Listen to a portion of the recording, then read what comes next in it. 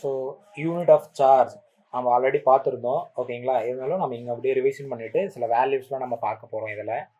So unit of charge, சார்ஜோட unit பார்த்தோம் அப்படின்னா எஸ்ஐ யூனிட் கூலும்ஸ். இது நமக்கு எல்லாருக்கும் தெரிஞ்சது தான் ஓகேங்களா. 1 கூலும் ஆஃப் சார்ஜ் எப்படி இங்கே டிஃபைன் பண்ணுறோம் பாருங்கள். 1 coulomb of charge, that charge when it placed at rest in vacuum at the distance of 1 meter from equal and similar stationary charge repels it and repelled by force of 9 into 10 to the power of 9 Newton. சிஜிஎஸ்ல electrostatic system அதோட unit வந்து நம்ம என்ன சொல்லுவோம்னா stat coulomb சொல்லுவோம். Stat coulomb அப்படின்னு சொல்லுவோம். அதான் இஎஸ்யூ அப்படின்னு சொல்லுவோம். இஎஸ்யூ ஆஃப் சார்ஜ் அப்படின்னு சொல்லுவோம். இன் சிஜிஎஸ்ல ஓகேங்களா. இன் சிஜிஎஸ்ல பார்த்தோம் அப்படின்னு சொன்னால் if K is equal to 1 இருக்கும்போது இன் வேக்யூமில் ஃபோர்ஸ் எப்படி இருக்கும்? F is equal to Q1 Q2 by R square இருக்கும். இந்த கேவோட வேல்யூ நம்ம ஆல்ரெடி சொன்னோம். கேவை நம்ம என்ன சொல்லுவோம்? டைஎலக்ட்ரிக் கான்ஸ்டன்ட் அப்படின்னு கூட சொல்லுவோம் ஓகேங்களா. கே தான் dielectric constant. So if say Q1 Q2 வந்து Q அப்படின்னு இருந்துச்சுன்னா டிஸ்டன்ஸ் வந்து R இஸ் ஈக்குவல் டு 1 இருக்கும்போது ஓகேங்களா. அப்போ இது மேலே ஆக்ட் ஆகிற ஃபோர்ஸ் எவ்வளோ இருக்குன்னு பார்த்தோன்னா 1 டைன் ஃபோர்ஸ் நம்ம கொடுத்தோம் அப்படின்னு சொன்னால் சார்ஜ் வந்து 1 ப்ளஸ் ஆர் மைனஸ் ஸ்டாட் கூலுமாக இருக்கும். இதுதான் சார்ஜ் ஓகேங்களா. ஸோ இது நம்ம தெரிஞ்சுக்கணும். அது மேலே எவ்வளோ ஃபோர்ஸ் ஆகிட்டு இருக்கோம்? 1 டைன் ஃபோர்ஸ் ஆக்ட் ஆகிட்டு இருக்கும். ஸோ இந்த யூனிட்ஸும் கன்வென்ஷன்ஸ்லாம் உங்களுக்கு தெரிஞ்சிருக்கணும், ரொம்ப இம்பார்ட்டன்ட். இது நமக்கு கேட்பாங்க ஓகேங்களா. So in CGS electrostatic system the unit of charge is ab coulombs. இது நோட் பண்ணி வச்சுக்கோங்க. நம்ம என்ன பார்த்தோம்?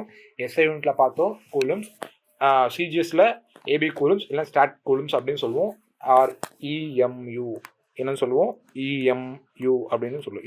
இஎம்யூ சார்ஜ் அப்படின்னு சொல்லுவோம் ஓகேவா. இது நமக்கு தெரியணும். நெக்ஸ்ட் பார்த்தோம் அப்படின்னா இதோட கன்வென்ஷன்ஸ் பார்க்கலாம். ஸோ என்ன அப்படின்னு பார்த்தா 1 EMU ஆஃப் சார்ஜ் எதுக்கு ஈக்குவலாக இருக்கும் அப்படின்னு பார்த்தா C இன்ட்டு ESU ஆஃப் சார்ஜுக்கு ஈக்குவலாக இருக்கும். அப்போ சினா என்ன? ஸ்பீட் ஆஃப் லைட்னு நமக்கு தெரியும். 1 EMU of charge is equal to 3 into 10 to the power of 10 ESU of charge அப்படின்னு சொல்லுவோம் ஓகேங்களா. இப்போ 1 கூலும் ஆஃப் சார்ஜ் எதுக்கு ஈக்குவலாக இருக்கும் அப்படின்னு சொல்லின்னு பார்த்தா 3 into 10 to the power of 9 start கூலுமுக்கு ஈக்குவலாக இருக்கும். அப்போ 1 ஏபி கூலுமோட வேல்யூ என்னவா இருக்கும் அப்படின்னு பார்த்தோம்னா 10 கூலும்ஸாக இருக்கும். ஸோ இந்த டேபிள் இது வந்து நோட் பண்ணி வச்சுக்கோங்க, ரொம்ப இம்பார்ட்டன்ட் கன்வென்ஷன்ஸ். ஸோ நமக்கு இம்பார்ட்டன்ட் வேல்யூ ஓகேவா. இது வந்து வேறு எங்கேயும் கொடுத்துருக்க மாட்டாங்க. ஸோ இதை வந்து நோட் பண்ணி வச்சுக்கோங்க. நெக்ஸ்ட்டு பார்த்தோம் அப்படின்னு சொன்னால் நம்மளோட அடுத்து relative permittivity or dielectric constant. வேறு என்னன்னு சொல்லலாம்னு சொன்னேன்? Specific inductive capacitance or dielectric coefficient. இப்படி என்ன நேம் சொன்னாலுமே அது என்ன? கே தான், எப்சிலான் ஆர் தான் ஓகேவா. இதில் நீங்கள் ஞாபகம் வச்சுக்கணும். ஏன்னா ஒவ்வொரு டைம்லையுமே இந்த எல்லா பேரும் மாற்றி மாற்றி கேட்பாங்க. ரிலேட்டிவ் பெர்மிட்டிவிட்டினாலும் ஒன்று தான், டைஎலக்ட்ரிக் கான்ஸ்டன்ட்னாலும் ஒன்று தான், ஸ்பெசிஃபிக் இண்டக்டிவ் கெப்பாசிட்டினாலும் ஒன்று தான், டைஎலக்ட்ரிக் கோஎஃபிஷியன்ட் அப்படின்னாலும் ஒன்று தான். ஸோ அது எப்சிலான் ஆர் தான், அது கே தான். ஸோ இது வந்து ஒரு ரேஷியோ. எதுக்கு? எப்சிலானுக்கும் எப்சிலான் நாட்டுக்கும் இருக்கிற ரேஷியோ. ஸோ ஓகேவா. The dielectric constant or relative permittivity or specific inductive capacity or dielectric coefficient is given the ratio of. எதுக்கான ரேஷியோ இது? Absolute permittivity of the medium to the permittivity of free space. மீடியமுக்கும் permittivity of free ஸ்பேஸுக்கும் நடுவில் இருக்கிற ratio தான் இந்த K value. இதுக்கு unit இருக்கா? நான் போன வீடியோ சொன்ன மாதிரியே இதுக்கு என்ன கிடையாது? யூனிட் கிடையாது ஓகேங்களா. இதுக்குன்னு ஸ்பெசிஃபைடு யூனிட்லாம் கிடையாது. ஏன்? ரேஷியோக்கு யூனிட் இருக்காது. The dielectric constant or relative permittivity or specific inductive capacity or dielectric coefficient can also define as the. என்ன ரேஷியோ சொல்லியிருந்தேன் லாஸ்ட் கிளாஸில்? Force by vacuum, force in vacuum, force in medium. So ஃபோர்ஸோட வேக்யூமில் எவ்வளோ force, சார்ஜோட force அதே charge in மீடியமில் எவ்வளோ ஃபோர்ஸ் கொடுக்குது. இந்த ரெண்டுத்தோட ரேஷியோ தான் கேவோட ரேஷியோவும் நம்ம மெஷர் பண்ணலாம் அப்படின்னு சொன்னேன். ஸோ இந்த 2 ரேஷியோவும் இம்பார்ட்டன்ட் ஓகேங்களா. இந்த 2 ரேஷியோவும் இம்பார்ட்டன்ட். இதுக்கு நோ யூனிட்ஸ் ஓகேங்களா. இது வரைக்கும் இதெல்லாம் வந்து நம்ம நேற்று கிளாஸில் பார்த்துருந்தோம் ஓகேங்களா. ஸோ எக்ஸஸாக இப்போ நம்ம என்ன பார்க்க போகிறோம் அப்படின்னு சொன்னால் இந்த யூனிட்டில் நம்ம வந்து என்ன பார்க்குறோன்னா கண்டினியூ சார்ஜ் டிஸ்ட்ரிபியூஷன்ஸ் பார்க்குறோம். அதில் வந்து 3 டைப் ஆஃப் சார்ஜ் டிஸ்ட்ரிபியூஷன்ஸ் வந்து இருக்குது. ஒன்று லீனியர் சார்ஜ் டிஸ்ட்ரிபியூஷன், இன்னொன்று சர்ஃபேஸ் சார்ஜ் டிஸ்ட்ரிபியூஷன், இன்னொன்று என்ன வால்யூம், சார்ஜ் டிஸ்ட்ரிபியூஷன். இன்னும் 3 சார்ஜ் டிஸ்ட்ரிபியூஷன்ஸ் இருக்குது. ஓகேங்களா? Any charge which cover the space with a dimension much less than its distance away from the observation point can be considered as a point charge. ஓகேங்களா? So இது ஞாபகம் வச்சுக்கோங்க. Point charge கேட்பாங்க. ஓகேவா? Point charge. Okay, point charge நம்ம இங்கே க்யூன்னு சொல்லுவோம். இல்லை சிஸ்டம் ஆஃப் சார்ஜ்னால ஒன்று தான். ஓகேங்களா? பாயிண்ட் சார்ஜ்னால ஒன்று தான், சிஸ்டம் ஆஃப் சார்ஜ்னால இருக்கும். ஸோ அப்போ கண்டினியூ சார்ஜ் டிஸ்ட்ரிபியூஷன் என்னன்னு பார்க்கலாம். A system of closed space charge is said to be form a continuous charge distribution. It is useful to consider the density of charge distribution as we do for density of liquid, solid, gas. ஓகேங்களா? லீனியர்ல charge distributions எப்படி இருக்கும் பார்க்கலாம். Linear charge டிஸ்ட்ரிபியூஷனை நம்ம என்ன சொல்லுவோம்? Lambda. ஓகேங்களா? Lambda அப்படின்னு சொல்லுவோம். ஸோ இதை ஞாபகம் வச்சுக்கோங்க. ஓகேங்களா? லீனியர் சார்ஜ் டிஸ்ட்ரிபியூஷன்னா என்ன, டெஃபினிஷன் என்ன பார்த்தோன்னா, if the charge is distributed over the straight line or over the circumference of the circle or over the edges of the கியூபாய், இப்படி நம்ம சொல்லிட்டே போகலாம். எதெல்லாம் லீனியராக இருக்கோ அதெல்லாம் என்ன சொல்லணும்னா லீனியர் சார்ஜ் டிஸ்ட்ரிபியூஷன். அங்கெல்லாம் சார்ஜ் எப்படி டிஸ்ட்ரிபியூட் ஆகிருக்கிறத நம்ம படிக்கிறது தான் இந்த லீனியர் சார்ஜ் டிஸ்ட்ரிபியூஷன். ஓகேங்களா? அப்போ லீனியர் சார்ஜ் டிஸ்ட்ரிபியூஷன் எப்படி எழுதலாம் அப்படின்னு சொன்னால், linear charge density of a charge is per unit length. ஓகேங்களா? Charge density per unit length தான் லீனியர் சார்ஜ் டிஸ்ட்ரிபியூஷனுக்கான ஃபார்முலா. இதோட எஸ்ஐ யூனிட் பார்த்தோம் அப்படின்னா centi per coulomb per metre. ஓகேங்களா? C/m கூலும் பர் மீட்டர் அப்படின்னு சொல்லுவோம். கியூனா இது வந்து சார்ஜ் இல்லையா, so coulomb, distance so centimetre. So coulomb per centimetre தான், sorry coulomb per centimetre or coulomb per metre. ஓகேங்களா? இது எஸ்ஐ யூனிட் வந்து மீட்டரில் தானே இருக்கும். ஸோ எஸ்ஐ யூனிட் வந்து metre. So lambda is equal to QL or என்ன சொல்லுவோம், lambda is equal to dQ/dt. என்ன dQ/dt? Small charge. ஓகேங்களா? ஸ்மால் சார்ஜ்னால dQ, டிஸ்டன்ஸ் ஸ்மால் டிஸ்டன்ஸ் அப்படிங்கிறனால dl அப்படின்னு சொல்கிறோம். ஓகேவா? ஸோ ஸ்மால் சார்ஜ் எடுத்து நான் இது வந்து ஈவனாக ஸ்ட்ரெயிட் லைனில் டிஸ்ட்ரிபியூட் ஆகிருக்கா, சார்ஜஸ் எல்லாம் ஈவனாக இருக்கா, Q1, Q2, Q3, Q4 அப்படின்னு சோன் அப்படியே இருக்குது. அப்போ dQ/dl. ஓகேங்களா? டோட்டல் சார்ஜ் என்ன இருக்கும்? Q is equal to integration of lambda dl into L. ஓகேங்களா? Surface integral, sorry linear integral charge, linear charge density நம்ம எப்படி L ஒன்று போட்டு, ஓகேங்களா, லாம்டா dl அப்படின்னு போடுவோம். சார்ஜ் டென்சிட்டிக்கு இதே மாதிரி தான் சிக்மா அப்படின்னு சொல்ல போகிறோம். ஓகேங்களா? சர்ஃபேஸ் சார்ஜ் டென்சிட்டிக்கு, லீனியர் சார்ஜ் டென்சிட்டிக்கு இதான் formula. Q is equal to integration of L lambda dl. ஓகேங்களா? L lambda dl. இது வந்து நோட் பண்ணி வச்சுக்கோங்க, ரொம்ப இம்பார்ட்டன்ட் கூட. நெக்ஸ்ட் பார்த்தோம் அப்படின்னா, ஸோ நெக்ஸ்ட் நம்ம சொல்ல போகிறது வந்து சர்ஃபேஸ் சார்ஜ் டென்சிட்டி.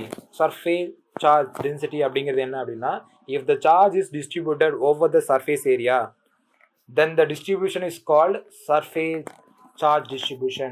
சிக்மா அப்படின்னு சொல்லுவோம். என்ன சொல்லுவோம்? சிக்மா. ஓகேங்களா? சிக்மா அப்படின்னு சொல்லுவோம்.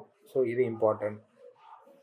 So sigma is equal to Q/surface area. Surface charge density is the charge per unit area. Charge per unit area. இதுக்கு யூனிட் என்ன? C/m square. Coulomb per metre square. Coulomb per metre square. ஓகேங்களா? அப்போ plus charge dQ/ds. dQ/ds அப்படின்னு சொல்லுவோம். ஏன் charge வந்து எல்லா இடத்துலையும் இந்த சர்ஃபேஸில் வந்து டிஸ்ட்ரிபியூட் ஆகிருக்கு. அதில் நான் ஒரு பர்டிகுலர் சர்ஃபேஸ் எடுத்துக்கிறேன். ஓகேங்களா? ஒரு சின்ன சர்ஃபேஸ், ரொம்ப லாங் சர்ஃபேஸில் இருக்கிறத நான் என்ன பண்ணுறேன், ஒரு பர்டிகுலர் சர்ஃபேஸ் மட்டும் எடுத்து சார்ஜ் டிஸ்ட்ரிபியூஷன்ஸ் கண்டுபிடிக்கிறேன். அப்போ Q is equal to integration of S surface integral ds. ஓகேங்களா? சிக்மா ds அப்படின்னு சொல்லுவோம். ஓகேங்களா? சிக்மா ds அப்படின்னு சொல்லுவோம்.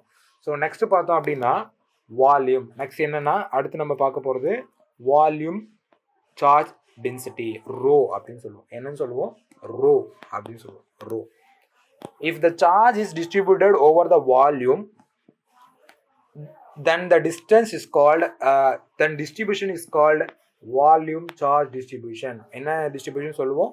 Volume charge distribution அப்படின்னு சொல்லுவோம். Volume charge distribution rho is equal to Q/tau.